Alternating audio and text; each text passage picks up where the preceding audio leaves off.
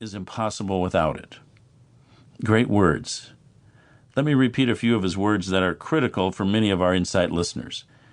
True leadership is impossible without courage.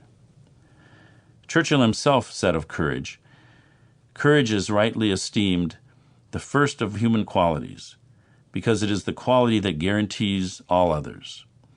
I think Mansfield is right to say that it would be difficult to teach someone to operate at, as he says, the staggering level of courage of a Churchill or a Gandhi or a Martin Luther King, though I'm not totally convinced of that. However, it's been proven that courage can be taught, and that's incredibly important for any of us who would like to increase our courage in some area of our lives. Among S.J. Rackman's research, he observed the military bomb disposal officers serving in the British Army in Northern Ireland. He discovered that these men were able to cultivate a great capacity for courage, even if they initially lacked a high degree of self-confidence or a natural ability to persist under pressure. He found that the ability to persist and function well in the face of great danger was largely the result of intense and specialized training for their job. Not only being prepared, but knowing you are prepared. In the Nightingale-Conant book, The Psychology of Motivation, my dear friend Dennis Waitley came to the same conclusion. Dennis says that fear is one of the strongest motivating emotions we can experience, yet we do have the power to choose an even stronger motivation that can override fear and cause us to act courageously.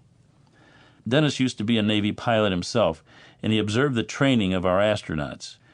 After some of the most arduous and intense training ever devised, astronauts have been able to act efficiently and effectively, even in incredibly dangerous situations. As Neil Armstrong said as he walked on the moon, "It was just like drill. It was just like we planned it." Dennis went on to say, "You and I are astronauts.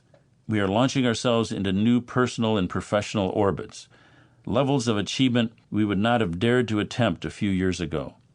What we might have feared to attempt, we now have the courage to accomplish." After hearing all that, do you consider yourself courageous? After giving it some thought, you may find that you've indeed displayed courage in some areas of your life, but not in others. Now, in what area of your life would you like to become more courageous? It's apparent that we can become more courageous if we want to, with enough preparation. And when I think of preparing myself to become better at something, I'm always inspired by Harvey Mackay.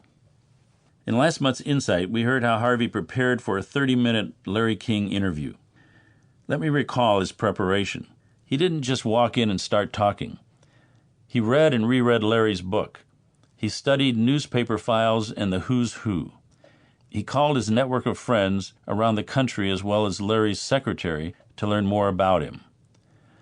He listened to Larry for 18 straight nights prior to his appearance. And this is my favorite one. He then hired a DJ to help coach him through mock interviews. How many of us would make an equal effort to prepare for such an encounter? So preparation is a key ingredient to our becoming more courageous. In addition, it seems that faith is also critical. In The Essence of Success, Earl Nightingale quotes a friend of his, Dr. Harold Blake Walker, who said, "We live by faith or we do not live at all. Either we venture or we vegetate. If we venture, we do so by faith, simply because we cannot know the end of anything at its beginning. We risk marriage on faith, or we stay single. We prepare for a profession by faith, or we give up before we start. By faith, we move mountains of opposition, or we're stopped by molehills." I love the statement, "If we venture, we do so by faith, simply because we cannot know the end of anything at its beginning." Isn't this the ultimate reason that doubt and fear are able to eat away at our courage? We're fearful because we cannot know the end of anything at its beginning, and we start imagining the worst possible scenarios. So it seems our best chance to overcome fear and become courageous is to prepare and then have faith. Now, let's listen to some more of our great authors who will share with us their insights on courage. Here's our wonderful host, Dan Strutzel. Thank you, and enjoy.